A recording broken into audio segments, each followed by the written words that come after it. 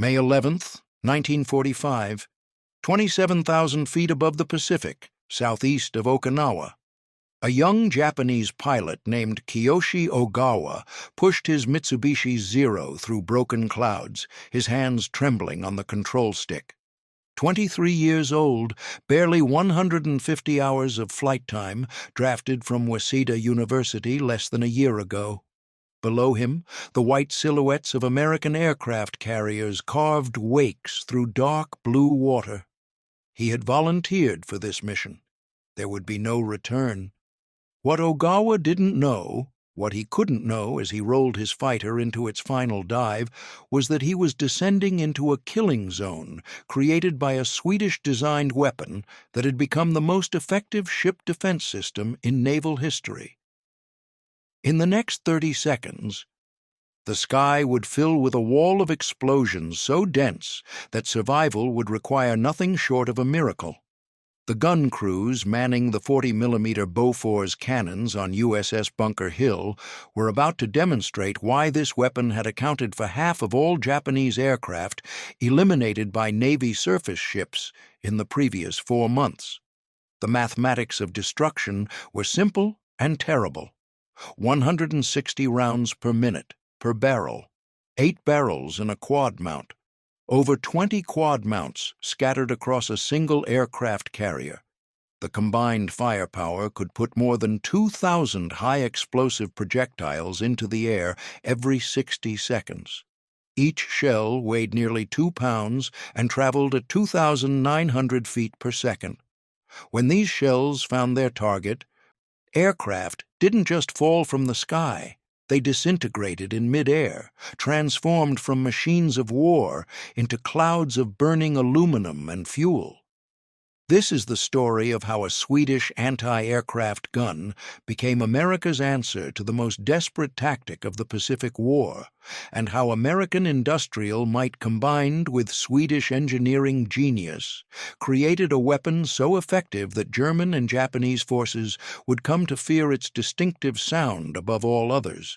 This is the story of the Bofors 40mm cannon and the men who loaded, aimed, and fired it in defense of the fleet. The weapon that would define American naval air defense didn't begin as an American design at all. In 1928, the Swedish Navy issued specifications for a new anti-aircraft gun to replace their aging Vickers 40mm pom-poms. They needed something revolutionary, a medium-caliber weapon that could fire rapidly enough to track fast-moving aircraft, hit hard enough to destroy them with a single strike, and operate reliably under combat conditions. Swedish engineers at Aktiebolaget Bofors, a centuries-old arms manufacturer, took up the challenge. By 1932, they had perfected a design that would change naval warfare forever. The Bofors 40mm L-60 gun, so named because its bore was nominally 60 calibers long, though actually 56.25 calibers in practice, fired a 900-gram high-explosive shell at 2,960 feet per second. The gun used a gravity-fed magazine loaded with 4-round clips, with a cyclic rate of 120 rounds per minute under ideal conditions. More importantly, it could maintain this rate of fire while tracking aircraft through violent evasive maneuvers. The Swedish design incorporated several revolutionary features. The gun operated on a recoil system that was both simple and extraordinarily reliable. A monoblock barrel with a detachable breech ring meant that worn barrels could be replaced quickly in the field. The vertical sliding breech block, inspired by late 19th century Swedish arms designs, proved remarkably resistant to jamming even under the salt spray and corrosive conditions of naval service. Most critically, the gun could be mounted on power-assisted platforms that allowed rapid traverse and elevation, essential for tracking aircraft moving at 300 miles per hour or more. By 1939, when war erupted in Europe, 18 nations had purchased or licensed the Bofors design. The British adopted it for both Army and Navy use. The Polish had been building them under license since the mid-1930s. Even the Dutch and Norwegians had manufacturing rights. The gun had proven itself in the Spanish Civil War, where it demonstrated an ability to down aircraft with devastating consistency. But one nation remained conspicuously absent from the list of customers: the United States. American military planners, convinced they could design superior weapons domestically, had developed their own anti-aircraft gun, the 1.1-inch quad mount, officially designated as the Mark I. On paper, it looked adequate. 4 barrels, mechanical fire control, reasonable rate of fire. In practice, it was a disaster waiting to happen. The Mark I jammed constantly, suffered from feed system failures, and lacked the hitting power to reliably destroy modern aircraft. But American pride and the bureaucracy of military procurement meant that this inferior weapon equipped U.S. Navy ships as war clouds gathered. Everything changed on December 7, 1941. Pearl Harbor burned under Japanese bombs and torpedoes. American battleships capsized at their moorings. Aircraft carriers that had been at sea escaped destruction, but the lesson was unmistakable. Air power now dominated naval warfare, and the United States Navy's anti-aircraft defenses were woefully inadequate. The 1.1-inch guns had proven almost useless against determined Japanese attackers. The 50-caliber machine guns lacked range and hitting power. Something had to change immediately. Fortunately, American planners had been preparing for this moment, even if they hadn't known it. In August 1940, a twin Bofors gun, purchased jointly by the Army and Navy, had arrived in New York for testing. The trials at Dahlgren Proving Ground in Virginia were revelatory. The Swedish weapon outperformed the American 1.1-inch gun in every measurable category: accuracy, reliability, rate of fire, and destructive power. A single 40mm high-explosive shell could destroy a fighter aircraft. 2 or 3 hits guaranteed elimination of even the toughest dive bomber. The decision was made. The U.S. Navy would adopt the Bofors immediately and in massive quantities. There was just one problem. The Swedes had designed their gun using metric measurements and hand-fitting techniques, completely incompatible with American mass production methods.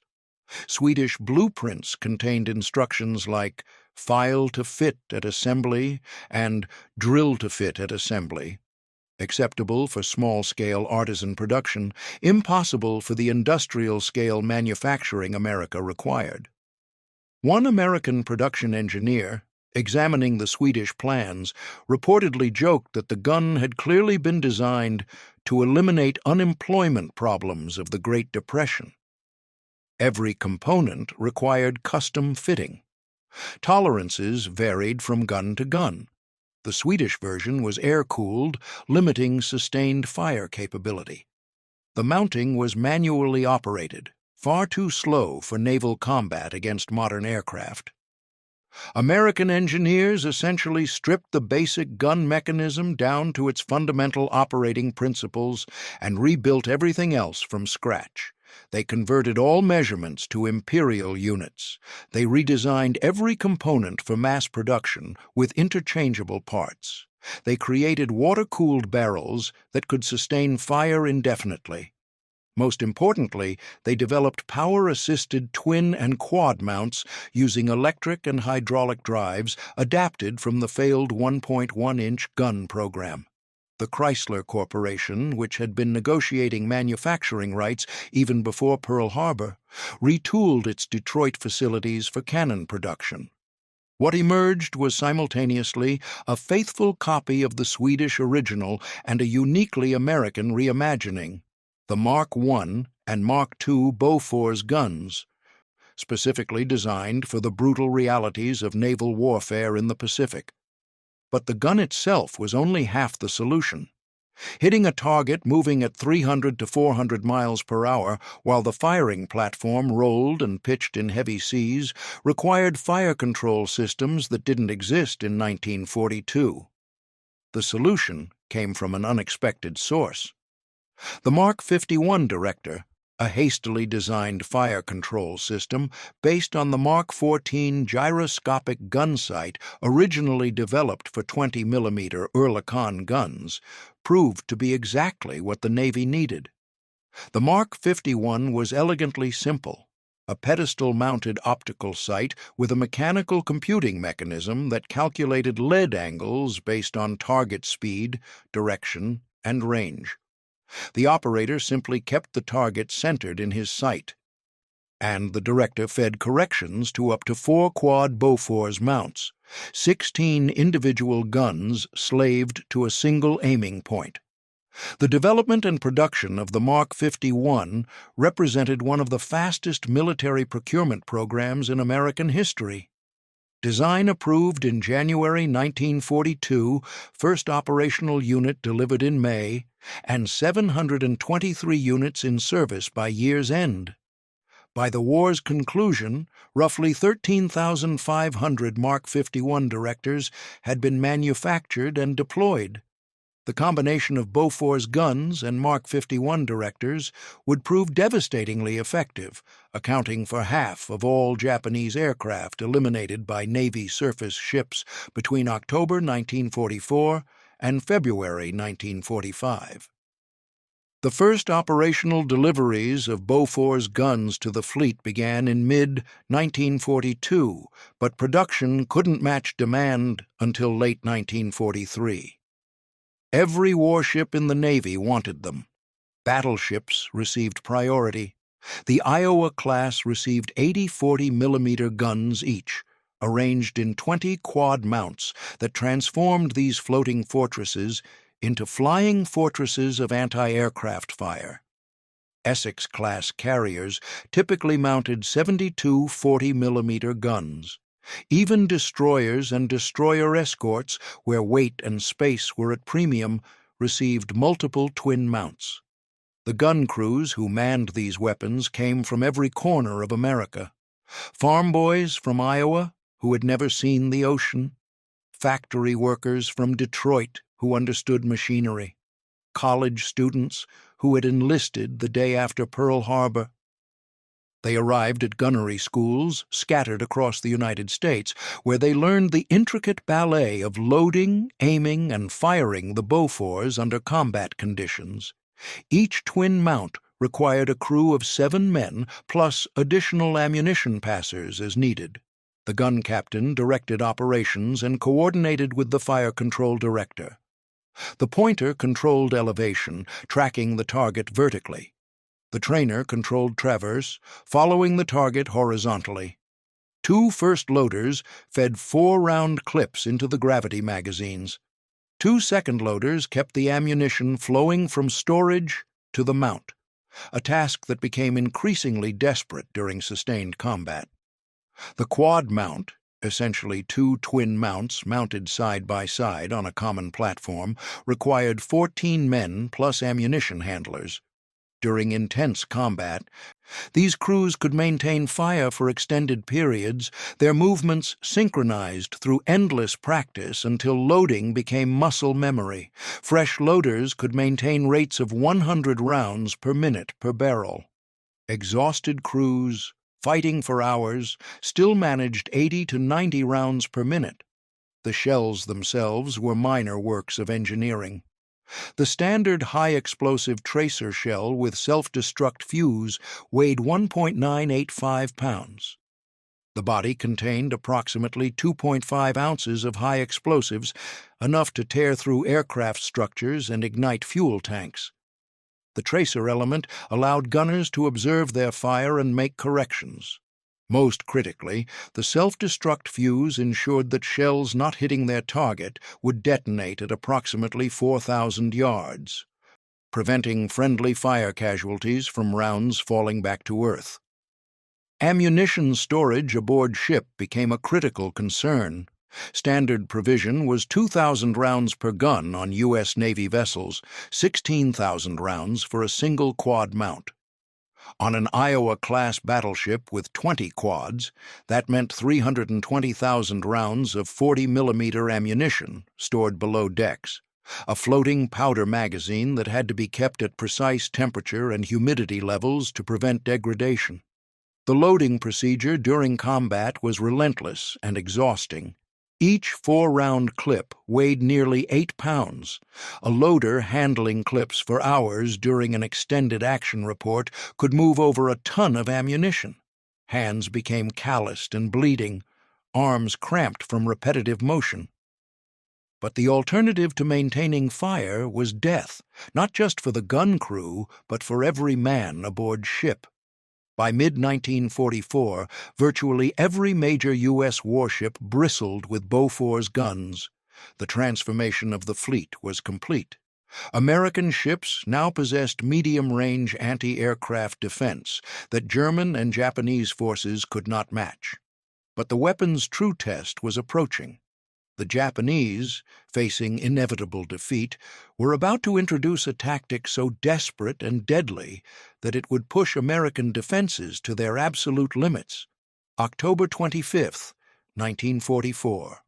Off the coast of the Philippines, during the Battle of Leyte Gulf, something new appeared in the Pacific sky.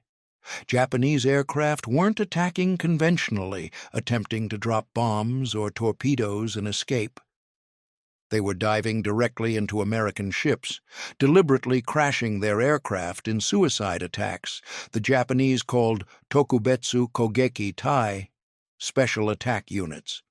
Americans would come to know them by another name, kamikazes, the divine wind. The concept was born of desperation.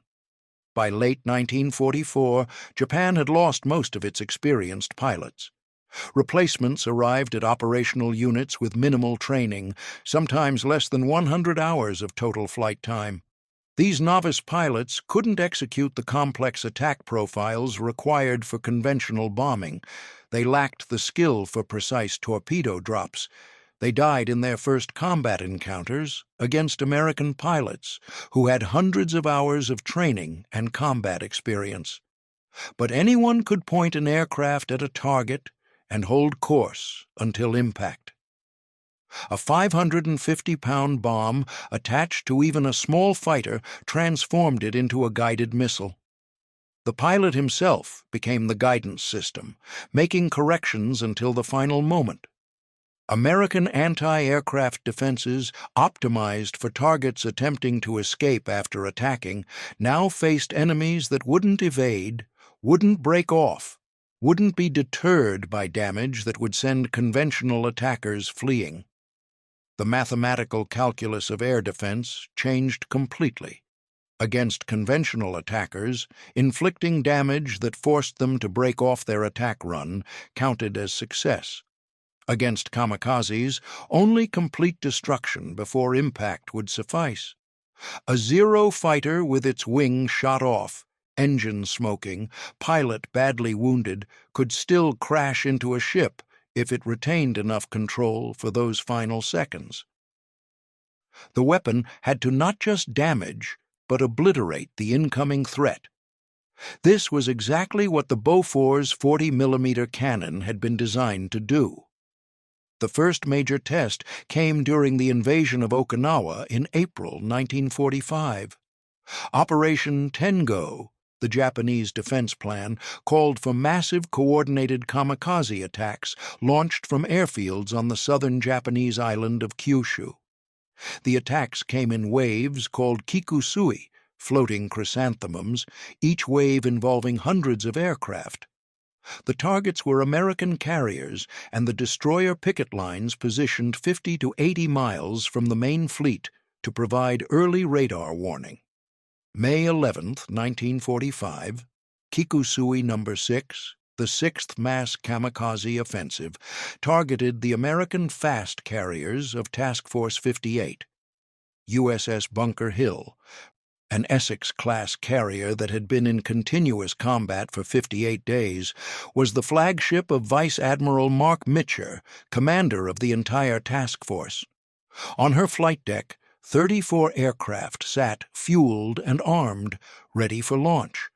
Below decks, hundreds of sailors prepared for another day of combat operations off Okinawa.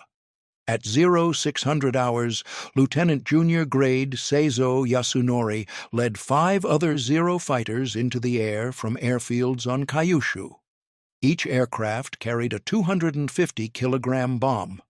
They flew low over the water, using the ground clutter to hide from American radar, then climbed through broken clouds toward where Japanese scouts had reported the American carriers the previous day.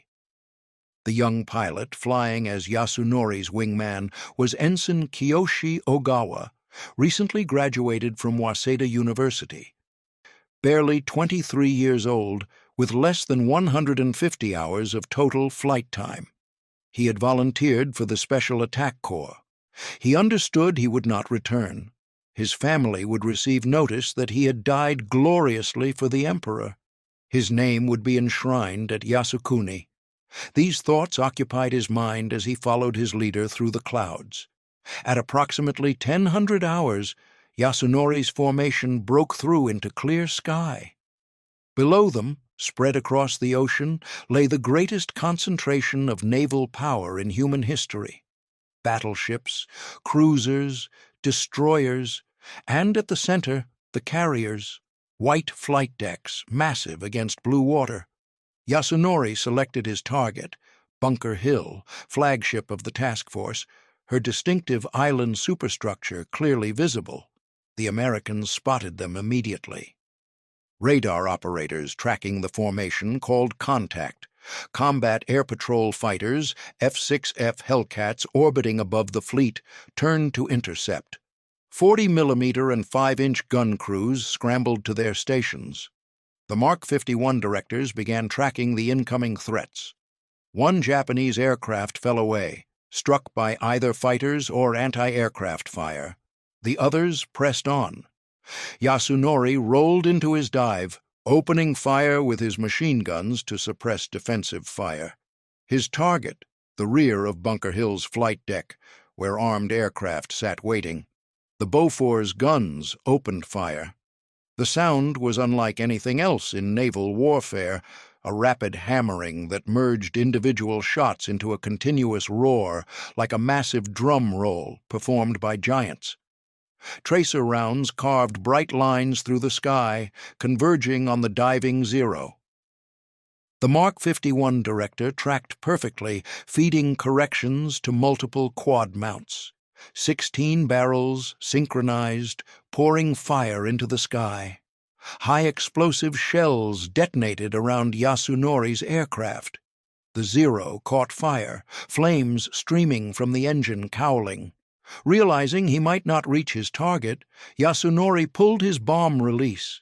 The 550-pound bomb struck near the No. 3 elevator, penetrated the flight deck, exited through the port side at gallery deck level, and exploded harmlessly in the ocean.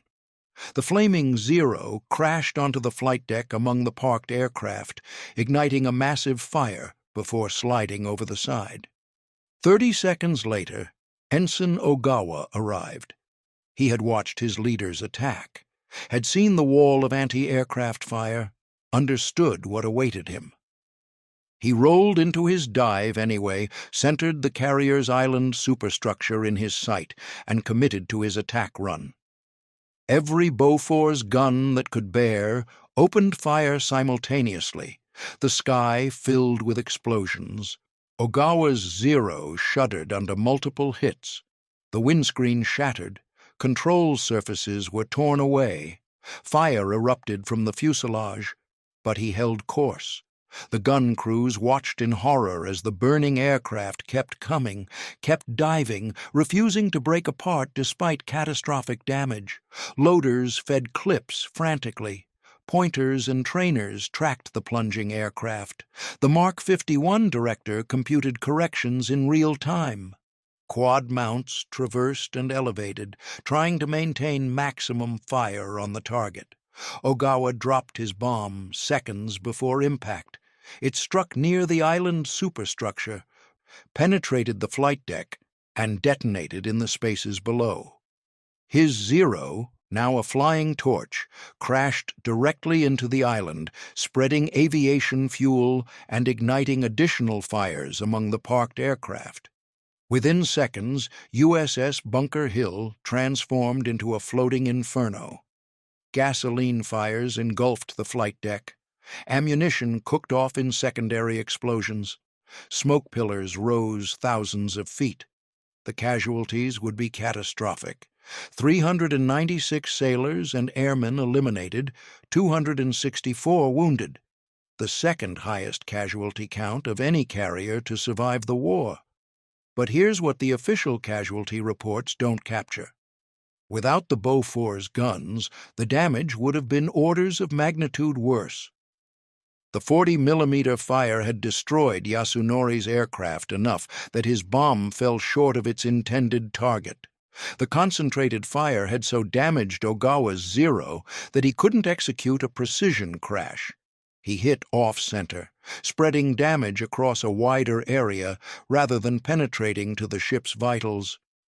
Most significantly, a third kamikaze attempting to attack the crippled carrier was completely destroyed by Bofors fire before reaching its target. The gun crews, fighting fires and casualties, still manned their weapons and stopped additional attacks. Without those guns, without those crews, Bunker Hill would likely have sunk, taking over 2,000 men down with her. The effectiveness of the Bofors 40mm cannon during the Kamikaze campaign can be measured in cold statistics and human cost. Between October 1944 and February 1945, U.S. Navy surface ships eliminated approximately 1,800 Japanese aircraft. Half of those kills, 900 aircraft, were credited to Bofors guns and their Mark 51 directors. No other weapon system came close to that effectiveness. The gun's success derived from a perfect combination of characteristics. The 40mm projectile carried enough high explosive to guarantee destruction with a single solid hit, unlike 20mm guns that required multiple strikes. The rate of fire was high enough to create a dense zone of exploding shells that even the most determined kamikaze pilot couldn't easily penetrate. The Mark 51 director provided accuracy that allowed gun crews to track and hit targets under the most challenging conditions. Survivors of kamikaze attacks consistently described the Bofors as their primary defense. A destroyer sailor stationed on the radar picket line off Okinawa later recalled, "You could hear them coming, that distinctive hammering of the 40mm. When those guns were firing, you knew someone was fighting for their life and yours. When they went silent, you knew someone had gotten through." The Japanese themselves came to respect and fear the American anti-aircraft defenses. Post-war interrogations of captured pilots revealed that attacking American carriers was considered almost certainly fatal. The density of fire from multiple Bofors mounts created what pilots described as walls of explosions that were impossible to penetrate. Japanese attack planners had to develop elaborate tactics, using cloud cover, approaching from the sun, coordinating multiple simultaneous attacks, simply to reach firing position. Consider the mathematics from the defender's perspective. A single quad Bofors mount could put 640 rounds into the air per minute. An Essex-class carrier with 18 quad mounts could generate 11,520 rounds per minute total, nearly 200 high-explosive shells per second. A kamikaze pilot diving through that fire faced odds that even the most fanatical commitment couldn't overcome. The human cost of operating these weapons was substantial but often overlooked. Gun crews worked under brutal conditions, During extended combat actions, men remained at their stations for hours, sometimes days. The noise was physically painful. The hammering roar of the guns caused permanent hearing loss for many crew members. Spent shell casings piled up around the mounts, hot enough to burn through clothing and boots. The physical exhaustion of loading clips for extended periods caused muscle injuries and collapse. Casualties among gun crews were significant. When kamikazes broke through to strike ships, the exposed gun positions were often among the first casualties. The photograph of USS Bunker Hill shows a smashed 40mm gun position visible on her port side, the crew almost certainly eliminated in the initial kamikaze impact. These men died at their posts, still fighting, still loading, still trying to protect their ship. Yet they never faltered.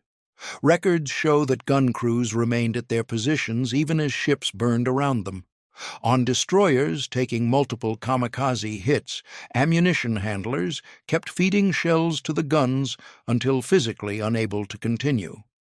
The official citation for the Navy Cross, awarded to multiple Bunker Hill crew members, specifically notes their continued operation of defensive weapons while fighting fires and caring for wounded shipmates.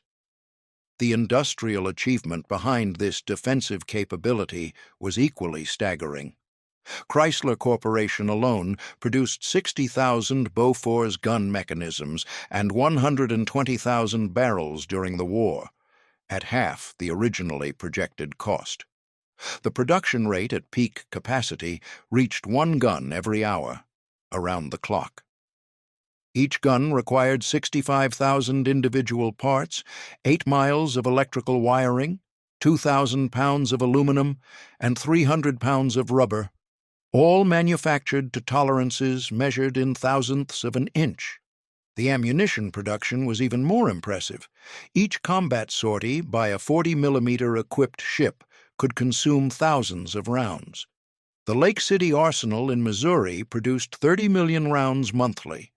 Each cartridge was manufactured to tolerances measured in 10,000ths of an inch to ensure reliable feeding through the synchronized gun mechanisms. Quality control was so rigorous that ammunition malfunction rates remained below 1% even under combat conditions. All of this material had to be transported across the Pacific to forward bases, stored under tropical conditions, and distributed to hundreds of ships operating across millions of square miles of ocean. The logistics chain required to keep the guns firing represented an organizational achievement that matched the weapon's technical excellence. The end came suddenly for the kamikazes. By June 1945, American forces controlled Okinawa. The radar picket lines and combat air patrol fighters were eliminating kamikaze formations before they could reach the main fleet. The few that broke through faced defensive fire so dense that successful hits became exceptional rather than routine. On August 6, 1945, a single atomic bomb destroyed Hiroshima. 3 days later, Nagasaki suffered the same fate. On August 15th, the Emperor announced Japan's surrender. The war was over. The Bofors 40mm cannon had served from mid-1942 until the final day of combat. It equipped virtually every American warship larger than a small landing craft. It had been present at every major naval battle in the Pacific: the Solomons, the Philippines, Iwo Jima, Okinawa. Its distinctive hammering roar became the sound of American naval might, the audio signature of a fleet that could not be defeated by air attack. Post-war analysis confirmed what gun crews had known instinctively. The Bofors was the best medium anti-aircraft gun of World War II. No other weapon combined hitting power, rate of fire, reliability, and accuracy to the same degree. The German 37mm and Japanese 25mm guns couldn't match its performance. Even the British 2-pounder pom-pom, while effective, lacked the Bofors' sustained fire capability. The gun remained in active U.S. Navy service through the Korean War, where it proved equally effective against North Korean and Chinese aircraft. It continued serving on reserve fleet ships into the 1970s. Even today, modernized versions remain in service with navies worldwide, a testament to the fundamental soundness of the original Swedish design. But perhaps the most important legacy of the Bofors 40mm cannon wasn't technical. It was psychological. American sailors who served in the Pacific knew that as long as those guns were firing, as long as that distinctive hammering filled the air, they had a fighting chance against whatever the enemy could throw at them. The gun represented more than firepower. It represented American industrial might, engineering excellence, and the determination of ordinary men to defend their ships and shipmates. May 11, 1945, USS Bunker Hill burned, but she didn't sink. Fire crews fought for hours to contain the blaze. Damage control parties sealed compartments, jettisoned burning aircraft, and prevented magazine explosions that would have doomed the ship. By evening, the fires were under control. The carrier, crippled but afloat, began the long journey home to Bremerton for repairs. Ensign Kiyoshi Ogawa's body was recovered from the wreckage, along with the engine of his Zero fighter. He had completed his mission, though at terrible cost to both sides. His sacrifice and the sacrifice of his squadron mates represented the desperation of a nation facing inevitable defeat, but his attack had also demonstrated the limits of that desperation. The Bofors guns had severely damaged his aircraft before impact, reducing the effectiveness of his attack. They had stopped additional kamikazes from finishing off the crippled carrier. Most importantly, they had proven that even the most fanatical commitment couldn't overcome American technological and industrial superiority. In less than 3 years, American industry had designed, produced, and deployed a weapon system that could defend against the most determined aerial attacks ever conceived. The Bofors 40mm cannon and its Mark 51 director represented the perfect marriage of Swedish engineering genius and American mass production capability. Together, they created a defensive umbrella so effective that it fundamentally changed the calculus of naval warfare. The young gunners who manned these weapons, many barely out of high school, had mastered a complex piece of machinery and used it to defend their ships and shipmates under the most desperate conditions imaginable. They had stood at their posts while kamikazes dove through walls of fire. They had loaded clips until their hands bled and their arms cramped. They had maintained fire even as ships burned around them. They had done exactly what their training and their duty demanded. And in doing so, they had helped ensure that American sailors would return home, that American carriers would survive to see victory, and that the sacrifice of those who fell would not be in vain. The Bofors 40mm cannon didn't win the Pacific War alone, but it gave American ships the defensive capability to survive the desperate final months of combat. It allowed the fleet to maintain offensive operations off the Japanese coast despite kamikaze attacks. It protected the carriers that launched the aircraft that dominated the Pacific skies. And it did all of this while producing that distinctive hammering roar, the sound of American steel defending American sailors against an enemy willing to sacrifice everything in defense of a lost cause. In the end, the Swedish gun designed in the late 1920s became one of the decisive weapons of World War II, not through any single dramatic moment, but through thousands of individual actions, gun crews loading clips, directors tracking targets, shells destroying kamikazes before they could complete their suicide dives.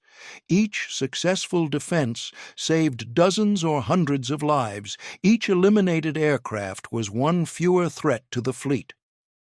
The gunners aboard USS Bunker Hill on May 11, 1945, couldn't have known they were demonstrating the effectiveness of a weapons system that historians would study for decades. They were simply doing their jobs, fighting for their lives and their shipmates' survival.